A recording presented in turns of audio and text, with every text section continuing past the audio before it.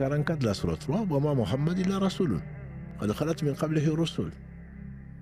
Muhammad n'est que un messager, un homme, un messager. Avant lui, il y avait d'autres messagers. Et Allah dit également dans la sourate 39, Az-Zumar, versets 30 et 31, Innaka mayyitun wa innahum mayyitun. Te voilà mort, ya Muhammad, et aussi ils vont mourir. Et aussi mort. Innaka mayyitun wa innahum mayyitun, thumma innakum ila rabbikum takhtasimun. Et ensuite, c'est vers chez votre Seigneur que vous allez vous disputer, ou vous allez régler les comptes. Donc il est clair que Muhammad sallallahu alayhi wa sallam n'est pas éternel. Et d'ailleurs, dans les hadiths rapportés par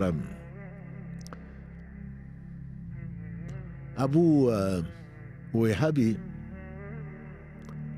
il a dit que un soir, le prophète sallallahu alayhi wa sallam lui a dit, on m'a ordonné d'aller visiter Wahabi.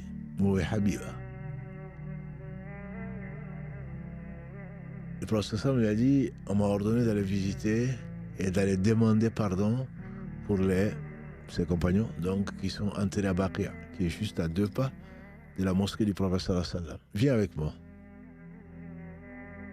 Viens avec moi. Il est parti, comme on lui a ordonné, sallallahu alayhi wa sallam. Il ne parlait pas de lui-même. Il a reçu cette inspiration, donc cet ordre qu'il a, il était le premier, bien entendu, à obéir à Allah subhanahu wa ta'ala, à ses ordres. Accompagné donc de ce compagnon, qui était un de ses servants, quand ils sont arrivés, il leur a passé le salam. Les gens de ce dar, de cette maison, de ce cimetière. Il a demandé pardon pour eux. Et il a dit, Ya Aba Muwayhiba, on m'a proposé l'éternité dans cette vie. Et ensuite le paradis. Ou alors, de rejoindre mon Seigneur. Il a dit que mon père et ma mère sont sacrifiés pour toi. Choisis de l'éternité dans cette vie, et ensuite le paradis. Il a dit non. Le serviteur d'Allah a choisi de rejoindre son Seigneur subhanahu wa ta'ala. Donc il est évident qu'il savait, il a fait ce choix-là.